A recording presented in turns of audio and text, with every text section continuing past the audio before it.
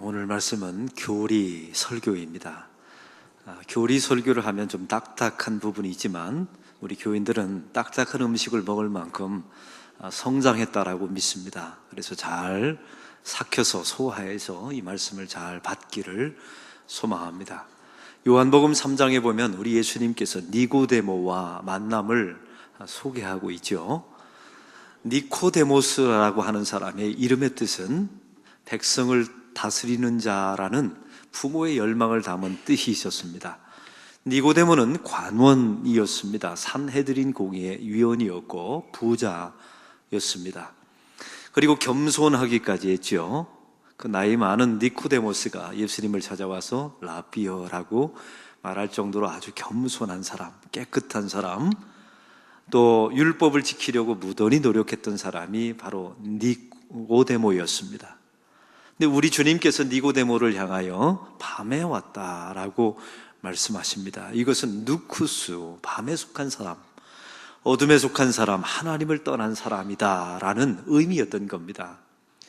그토록 깨끗하게 살려고 했고 율법에 따라서 세상의 모든 조건을 다 갖춘 사람이었지만 그는 누쿠스, 어둠에 속한 사람에 불과했던 것입니다. 그러면 이 니고데모는 누구를 대표하는 인물이었을까요? 우리는 계속 요한복음을 통해서 가나 혼인잔치집에 예수님이 갔던 적이 있습니다. 정결례 항아리 6개가 돌 항아리가 놓여 있었죠. 아주 견고하고 부서지지 않는 돌 항아리입니다. 그런데 그 항아리는 비어 있었습니다. 형식은 있었죠. 경건의 모양은 있었으나 내용은 비어버린 사람, 이게 니고데모였던 것입니다. 우리 예수님께서 또 그 사건 앞뒤에 보면 잎사귀는 무성하지만 열매는 없는 무화과 나무 이야기를 하십니다. 이게 바로 니고데모였던 것이죠.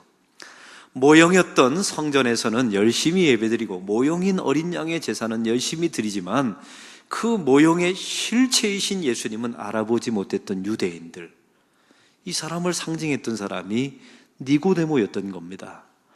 지금으로 말한다면 교회는 열심히 다닙니다. 직분도 있습니다. 예수 믿은 지 오래되었습니다. 교회에서 일은 열심히 합니다. 그런데 거듭나지 않은 사람, 이 사람을 대표하는 인물이 오늘 성경 속에 나와 있는 니고데모였던 것입니다. 우리 예수님께서 이 니고데모에게 단 한 가지 말씀하시죠. 사람이 거듭나지 아니하면 하나님 나라를 볼 수 없느니라 라고 말씀하시고, 또 그 다음 절에 보면 물과 성령으로 거듭나지 아니하면 하나님 나라에 들어갈 수 없다라고 말씀하십니다. 이걸 단 한마디로 말한다면 다른 거 다 제껴놓고 한 가지만 묻자. 너 거듭났냐? 이걸 묻고 계신 것입니다. 여기서 거듭나다라는 헬라어 아노텐이라고 하는 단어는 두 가지 의미가 있었다고 말씀을 나누었습니다. 첫 번째는 하늘로부터, 이 거듭남은 나의 노력과 의지와 열심으로 되는 게 아니랍니다. 하나님으로부터 시작되는 것이라는 것이죠. 그리고 다시라는 뜻입니다. 재창조해서 하나님께서 우리의 인생을 다시 재창조해서 변화시키는 것, 이게 바로 거듭남의 의미였던 것입니다. 사랑하는 성도 여러분, 그럼 오늘 말씀은 그 다음에 쭉 이어지게 됩니다. 이 말씀을 통해서 거듭남은 어떤 방법으로 이루어지는가에 대한 설명이 말씀 가운데 나와 있습니다. 우리 예수님께서 니고데모에게 이어서 말씀하십니다. 민수기 21장의 말씀을 갑자기 이야기하시는 거예요. 민수기 21장에 보면 이스라엘 백성들이 에돔 지방을 지나가게 됩니다. 출애굽해서 광야 생활을 하게 되죠. 에돔 지방을 지나가게 되는데 문제가 일어나게 됩니다. 이 에돔 사람들이 이거 내 땅이다, 그러니 지나가지 말라고 말하는 겁니다. 쉽게 건너서 갈 수 있는 이 직선 거리를 에돔 지역을 쭉 돌아서 가려니 이게 광야 생활에, 사막 생활에 지쳐버리고 만 겁니다. 그래서 이스라엘 백성들이 이런 불평을 합니다. 물과 음식은 도대체 어디 있느냐? 우리를 광야에서 끌어내어서 우리를 죽게 하는도다. 이렇게 원망을 하게 되죠. 민수기 21장에 보면 그때 광야에 살고 있었던 불뱀, 맹독을 가지고 있었던 불뱀들이 기어 나옵니다. 그래서 이스라엘 백성들을 하나하나 물어서 사람을 죽이게 되었다는 내용입니다. 이 맹독성의 뱀에 물려서 자기 가까이 있는 사람들이 죽어가고 고통스러워하니까 이스라엘 백성들이 모세에게 찾아와서 부탁을 합니다. 기도해서, 하나님께 기도해서 저 불뱀들을 떠나가게 해달라고 부탁을 합니다. 이때 모세가 기도하자 하나님께서 모세에게 명하신 것을 기억하십니까? 너는 놋으로 뱀을 만들어서 저 장대 높은 곳에 매달아라. 그리고 그 장대에 달린 놋뱀을 바라보는 자는 살리라. 이 말씀을 하십니다. 그래서 그 장대에 높이 달린 놋뱀을 바라보는 사람은 살았다는 이야기입니다. 여기서 이상한 점이 있죠. 하나님께서는 이렇게 말씀하실 법 같지 않습니까? 불평해서 원망해서 그 광야에서 불뱀에 물려 죽게 되었거든요. 그러면 야, 회개해라. 그러면 너희는 살 것이다. 이렇게 말할 것 같지 않습니까? 근데 하나님은 그렇게 말씀하지 않았어요. 너희들은 불평했기 때문에 불뱀에 물려 죽은 거다. 너희는 감사해라. 우리 하나님은 이렇게 말씀하지도 않았습니다. 놋뱀을 열심히 만들어라. 그리고 높이 달라. 그러면 내가 살 것이다. 이렇게 말씀하지도 않았습니다. 놋뱀을 만들어서 장대 높이 매달아 달아라. 그리고 바라보면 살 것이다 라고 말씀하십니다. 여러분 좀 이상하지 않습니까? 왜 이렇게 어이없는 방법을, 이 사는 방법을 주님께서, 하나님께서 이 어이없는 방법을 왜 말씀하셨을까요?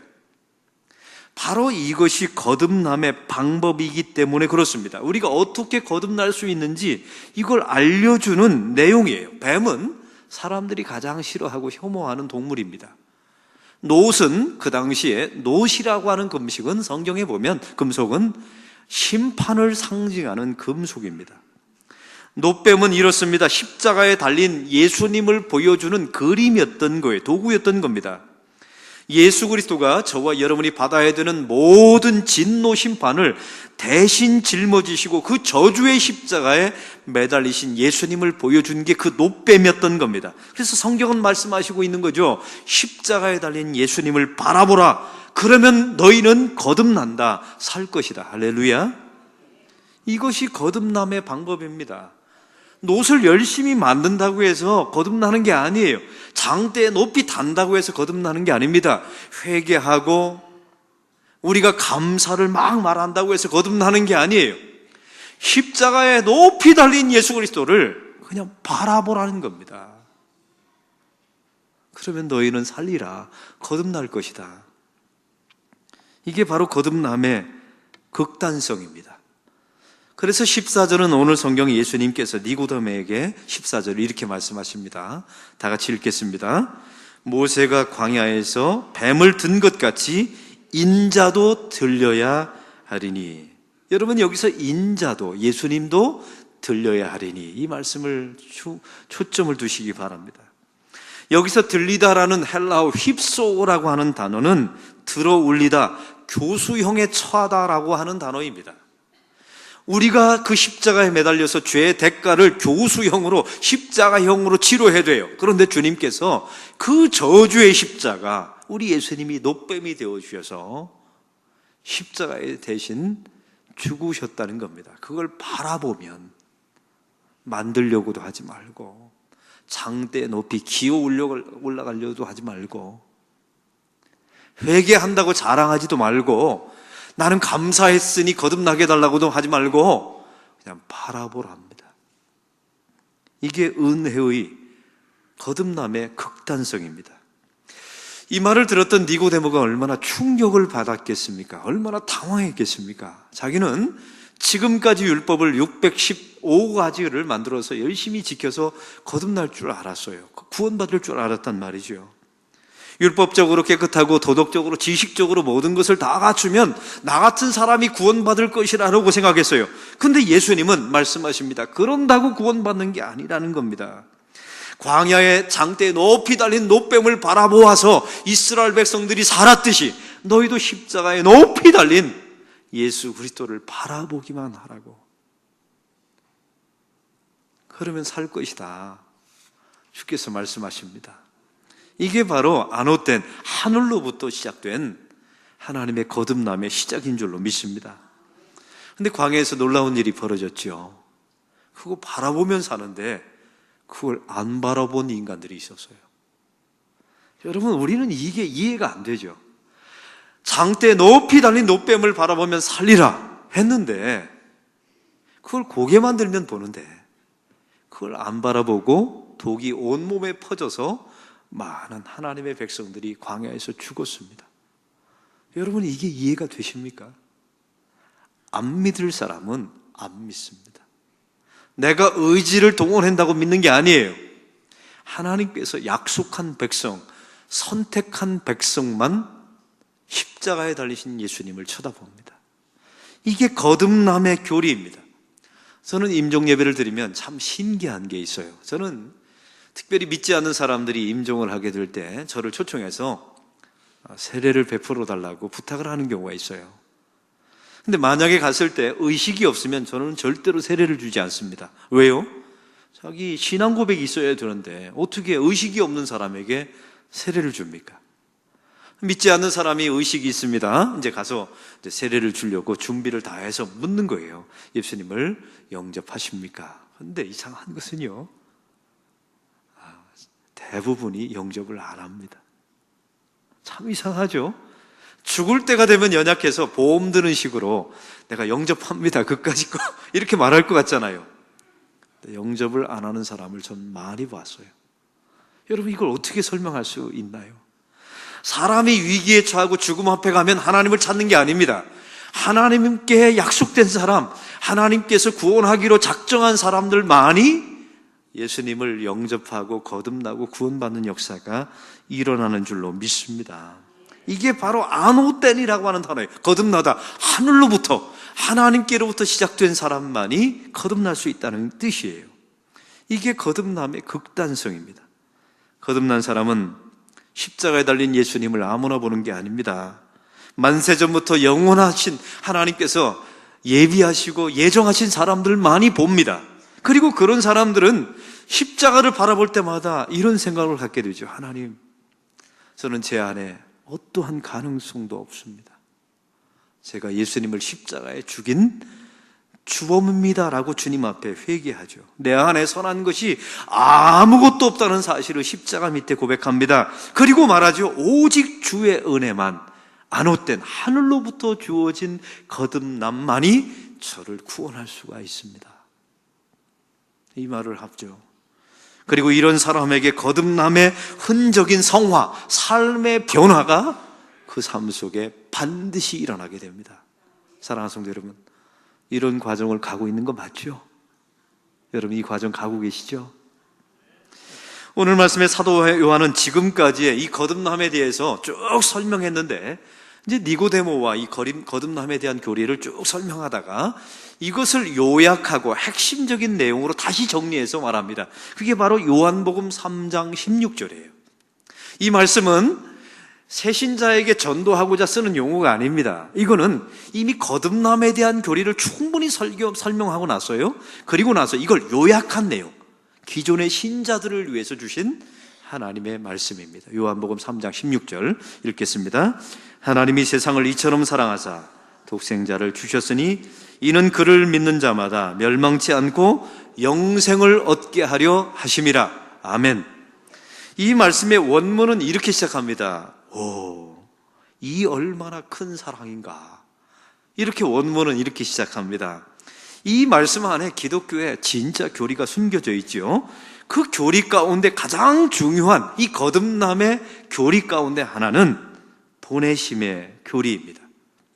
하나님의 아들 독생자를 이 땅에 보내셨다는 이 보내심이 기독교의 거듭남의 가장 중요한 교리입니다. 위로부터, 이 안옷된 위로부터 아래로 우리를 거듭나게 하시려고 하나님의 아들 예수 그리스도를 하나님이 일방적으로 보내신 겁니다.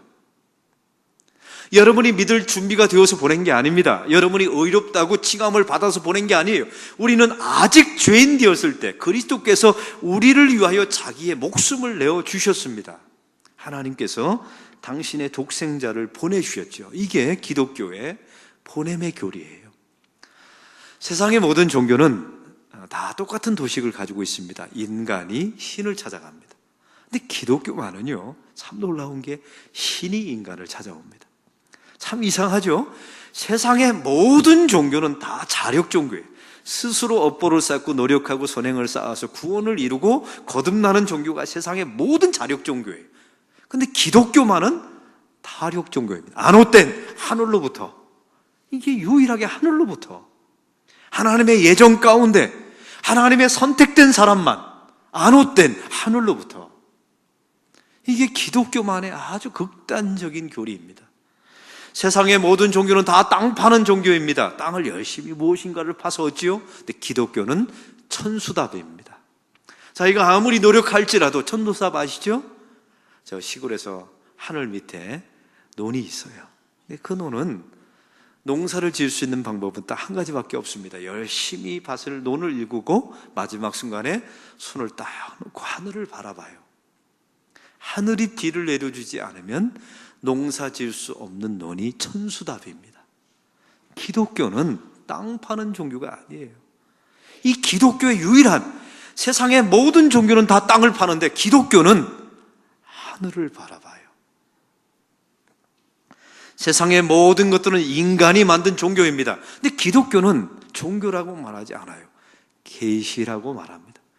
하나님이 당신을 드러내지 않으면 우리가 그 하나님을 만날 수 없어요. 그리고 내 안에 계신 성령께서 그 계시를 받아들이지 않게 하면 그 계시를 만날 수도 없습니다. 보세요. 세상의 모든 종교는 다 자력, 인간이 신을 찾아가는데 기독교만은 신이 인간을 찾아와요. 천수답이에요. 타력이에요. 기독교만은 계시라고 말합니다. 여러분, 얼마나 극단적입니까? 이게 거듭남의 극단적이에요. 오직 하나님의 선택, 하나님의 섭리, 하나님의 은혜로만 거듭남이 주어진다는 바로 이 교리가 보내심의 교리입니다. 거듭남에 대한 오늘 말씀의 두 번째 교리가 있습니다. 그것은 바로 독생자를 주셨으니입니다. 한번 따라 봅시다. 독생자를 주셨으니. 이것은 속전의 교리라고 말합니다. 독생자는 모노게네스라고 하는 뜻인데요, 이게 독특한 것, 유일무이한 것이라는 뜻이에요. 하나님께서 자기 자신의 가장 소중한 것을 속전으로 우리에게 주셨다는 것입니다. 여러분, 속전이라는 것은 무엇입니까? 어떤 대가와 값을 치르고 사오셨다는 말이죠. 이게 극단적인 하나님의 사랑을 표현하는 두 번째 교리입니다. 이 내용을 쉽게 알려면 호세아서를 보면 압니다. 우리 하나님께서 이스라엘 백성들을 그렇게 사랑했는데 이스라엘 백성들이 음행에 빠지고 다른 우상숭배에 빠지지 않습니까? 그때 하나님께서 호세아를 찾아가십니다. 야, 호세아야, 너도 내 마음을 알리면 한번 역할을 바꿔서 한번 해보자, 제안을 하세요. 호세아는 그 역할이 무엇인지 몰랐죠. 하나님, 제가 한번 하나님의 심정을 알아보려고 하나님의 역할을 한번 해보겠습니다 했어요. 그런데 하나님께서 이런 일을 시키는 겁니다. 또 저작거리에 가면 저 사창가에 고멜이라고 하는 창녀가 있는데 가서 결혼해라. 참, 선지자 노릇하기 힘들어요. 이게 하나님의 역할을 대신해 보는 겁니다. 근데 호세아가 그 말씀에 순종합니다. 저작거리 갔더니 뽕을 파는 여인이 있어요. 그래서 가서 그 여자에게 청혼을 신청합니다. 이 거룩한 선지자, 그 세상 사람들이 다 아는 거룩한 하나님의 선지자가 자기에게 찾아와서 청혼을 하는 겁니다. 결혼해달라고. 이 고멜이 결혼했죠. 근데 어떤 일이 벌어집니까? 그 음탕한 옛 삶을 버리지 못해서 아들을 낳았음에도 불구하고 다른 남자를 찾아서 도망갑니다. 놀라운 것은요, 하나님께서 호세아에게 또 말씀하세요. 가서 데리고 오라. 이게 하나님의 역할을 대신 해보는 거였거든요. 호세아가 가봤더니 다른 여자와 다른 남자와 고멜이 자기 아내가 살고 있는 거예요. 그 남자에게 또 음식을 주고, 자존심도 없어요, 음식을 주고 자기 아내를 다시 되찾아옵니다. 이렇게 단물순물 다 빨아먹다가 자기 아내가 이제 세상에 음탕한 삶을 다시 돌아가서 살다가 버림받고 이제 마지막 노예 시장에 자기 아내가 나와 있는 겁니다. 근데 하나님께서 값을 주고 다시 되찾아오라고 말씀하십니다. 성경에는 나와 있지 않지만 호세아가 얼마나 하나님께 원망했을까요? 하나님, 제가 한 번뿐인 결혼인데 이럴 수 있습니까? 하나님이 말씀하셨을 겁니다. 그게 바로 내 역할을 네가 대신해 보는 거 아니냐. 호세아가 갔습니다. 그래서 은 15개와 성경에 보니까 보리 한 호멜 반을 주고 자기 아내를 노예시장에서 다시 사옵니다. 여기서 중요한 게 있어요. 은 15개와 보리 한 호멜 반은 그 당시에 은 15개에 해당되는 금액이었습니다. 이 둘을 합치면 은이 몇 개가 됩니까? 30개가 됩니다. 어디서 많이 본 숫자 아닙니까? 가룟 유다가 예수님을 팔아먹었을 때 은 30개로 팔아먹습니다. 이걸 보여주는 그림이었던 거예요. 우리 예수님이 저와 여러분을 구원하시려고 속전을 치르시고 우리를 다시 되찾아오셨다는 그 사건을 보여주는 내용이었던 것입니다. 너 그냥 거듭나라. 주님께서 이렇게 말씀하신 게 아니에요. 엄청난 속전을 치르시고 당신 아들의 생명의 값, 그 값을 치르시고 저와 여러분을 사오신 겁니다. 이게 오늘 본문의 거듭남의 극단성에 그냥 공짜로 준 게 아니란 말이죠. 하나님의 아들의 목숨값, 이 속전을 치르고 사오신 것입니다. 이게 극단적입니다. 또한 거듭남에 대한 세 번째 교리가 있습니다. 17절에 이렇게 나와 있습니다. 다 같이 읽겠습니다. 17절, 하나님이 그 아들을 세상에 보내신 것은 세상을 심판하려 하심이 아니요 그로 말미암아 세상이 구원을 받게 하려 하심이라.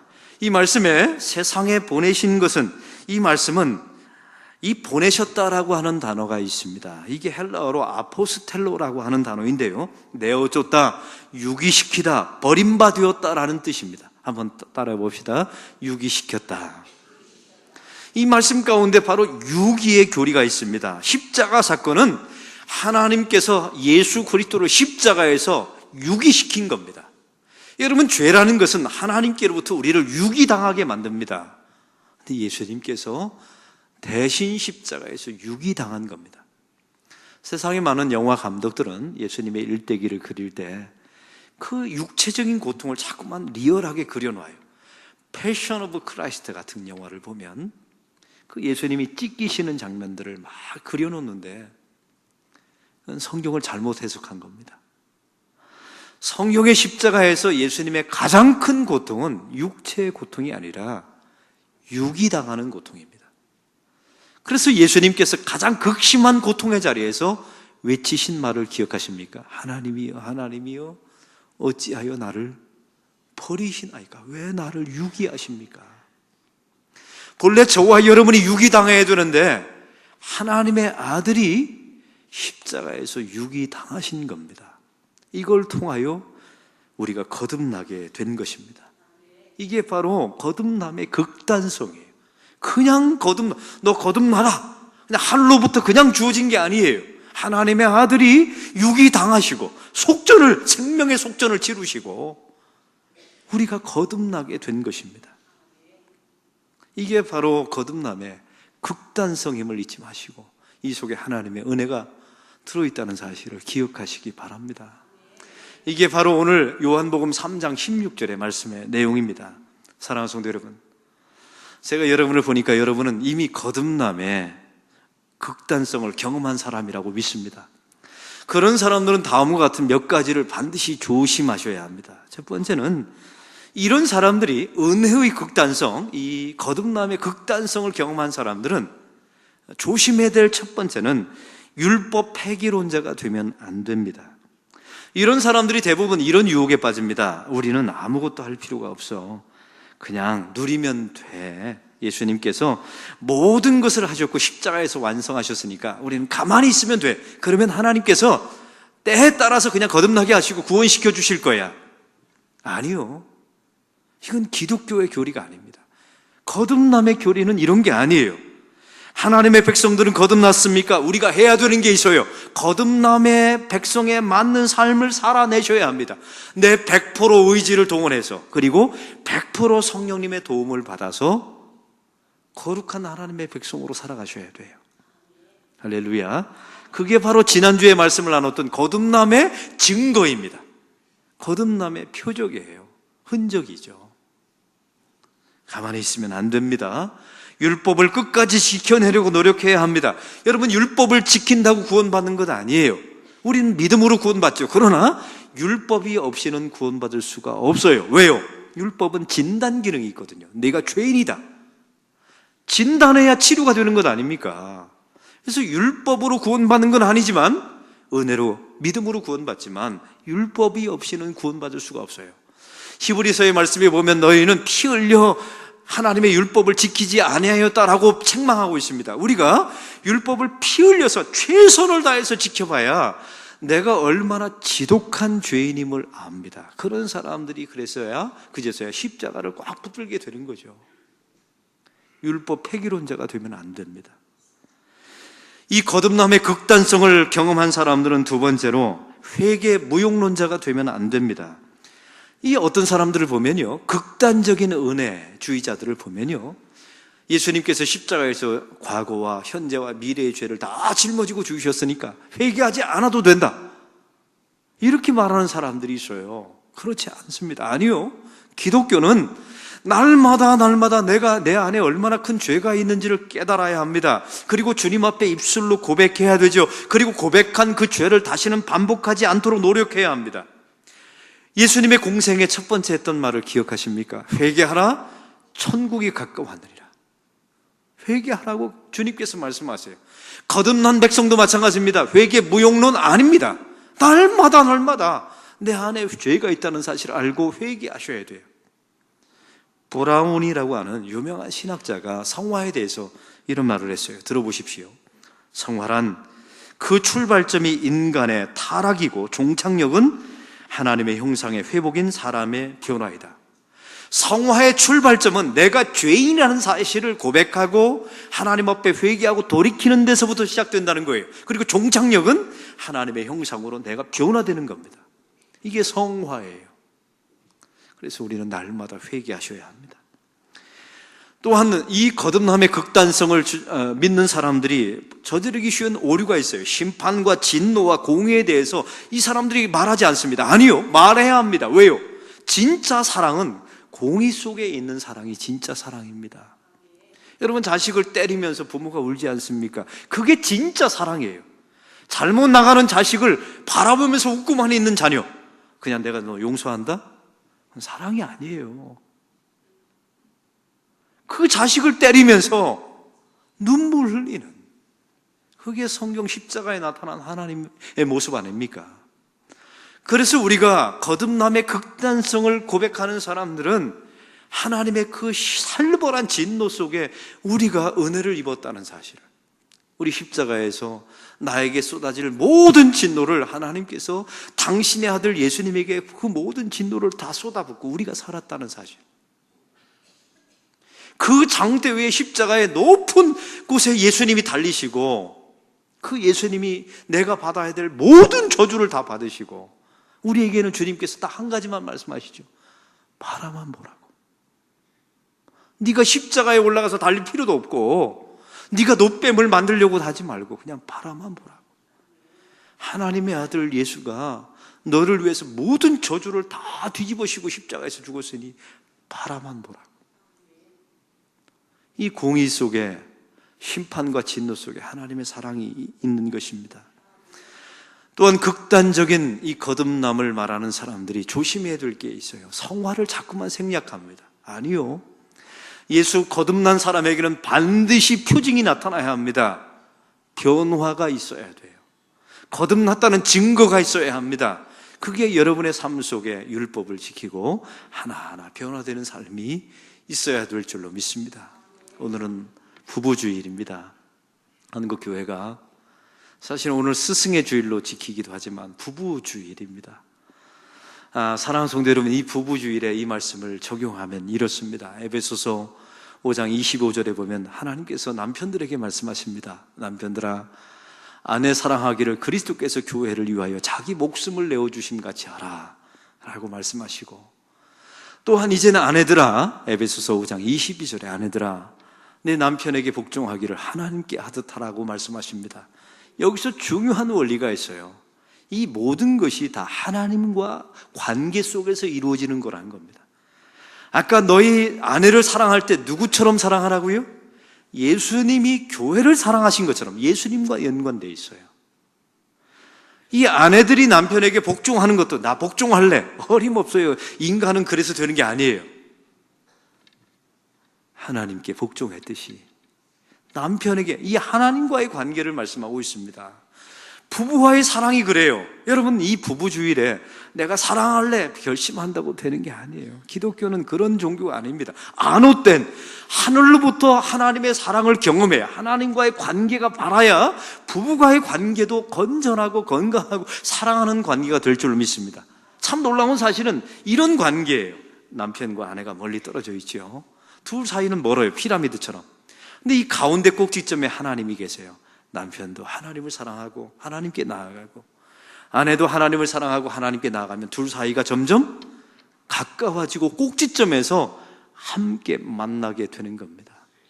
참 놀라운 것은요, 제가 목사도 마찬가지예요. 은혜가 가득 차고 이 거듭남의 극단성에 대해서 은혜가 깊어지면요, 집에 가서 아내를 바라보면 예뻐요. 그냥 예쁜 게 아니라 너무너무 예뻐요. 근데 제 안에 은혜가 사라지고 은혜가 고갈되고 집에 가서 보면 아내가 미워요. 옆집 아줌마가 예뻐요. 어떻게 참 놀랍죠? 제 안에는 바뀐 게 하나도 없어요. 그냥 그 얼굴이에요. 근데 제 은혜에 따라 제가 그 거듭남의 은혜가 극단성이 제 안에 있으면 제 아내를 바라보는 눈도 사랑도 바뀌더라고요. 이게 바로 우리는 유통업자입니다. 내 안에 사랑을 만들어내는 공장이 없어요. 우리는 하나님께 받은 은혜를 유통할 뿐입니다. 여러분의 가정이 온전하기를 원하십니까? 이 거듭남의 극단적인 은혜가 여러분 가정에 충만하기를 바랍니다. 노래방에 가서 노래를 부르면요, 착각하지 마세요. 여러분 생각 안 납니다. 사랑 노래 부르면요, 한번 불러보세요. 나중에 첫사랑이 생각납니다. 그래서 이 노래방 가시면 안 돼요. 딴 여자 생각한다니까요. 그런데 교회 와서 가스펠을 부르면 아내가 생각이 나요. 당신은 사랑받기 위해 태어난 사람 불러보세요. 첫사랑 생각 안 납니다. 하나님이 아내를 생각나게 하십니다. 할렐루야. 빌 클린턴과 힐러리에게 있었던 일입니다. 둘이 대통령이 되고 나서, 이게 아마 진짜 있었던 일인지 우화인지 모르겠어요. 둘이 저 운전을 하다가, 아니면 앞에 운전수가 운전하고 주유소를 가게 되었다 합니다. 근데 주유소에 한 남자가, 초라한 남자가 주유를 하고 있는 거예요. 이때 클린턴이 자기 힐러리에게 이런 말을 했다 합니다. 여보, 당신이 나와 결혼하지 않았더라면 저런 남자와 당신 결혼해서 빌빌거리고 살고 있을 거예요. 힐러리에게 이 말을 한 겁니다. 힐러리가 또 얼마나 염장을 질렀겠습니까? 힐러리가 딱 한마디 했답니다. 아니요, 내가 저 남자와 결혼했더라면 저 남자가 지금 대통령이 되어 있을 겁니다. 이런 가정이 온전한 가정이 됐겠습니까? 이 유머가 나오고 얼마 후에 이 클린턴 스캔들이 일어났습니다. 만약 이 사람이 복음 안에서 하나님의 은혜의 거듭남, 이 거듭남의 극단성을 경험했던 사람이라면 그 주위에서 뭐라고 말했을까요? 분명히 이렇게 말했을 겁니다. 내가 당신 만나서 수지 맞았어요. 내가 당신 같은 남편 만나서 내가 참 수지 맞았어요. 분명히 이렇게 말했을 겁니다. 이게 거듭남의 흔적입니다. 이게 표징이에요. 하나님께서 내 가정을 가장 소중하게 보이게, 가장 예쁘게 아름답게, 세상에서 내 남편이 가장 근사하게 보이는 역사가 이 거듭남의 극단적인 은혜를 경험한 사람에게 나타나는 은혜입니다. 그럼 거꾸로 말해볼까요? 그렇게 거듭났다, 은혜 받았다고 말하면서 가정을 깨는 저 이단 집단들을 보면 그 사람들은 다 가짜였던 겁니다. 사랑의 유통자가 아니었던 것이죠. 이걸 통해서 건강한 하나님의 은혜가 충만한 여러분의 가정이 되시기를 주의 이름으로 축원합니다. 하나님 아버지, 오늘 말씀을 통하여 거듭남의 교리를 말씀해 주심을 감사합니다. 주께서 보내셨고 속전하셨고 하나님의 아들이 유기당하시기 때문에 우리가 거듭났음을 잊지 말게 하시고, 이 사랑과 은혜가 가정 속에 유통될 수 있는 하나님의 백성들이 되게 하옵소서. 예수 그리스도의 이름으로 기도하옵나이다. 아멘. 우리 다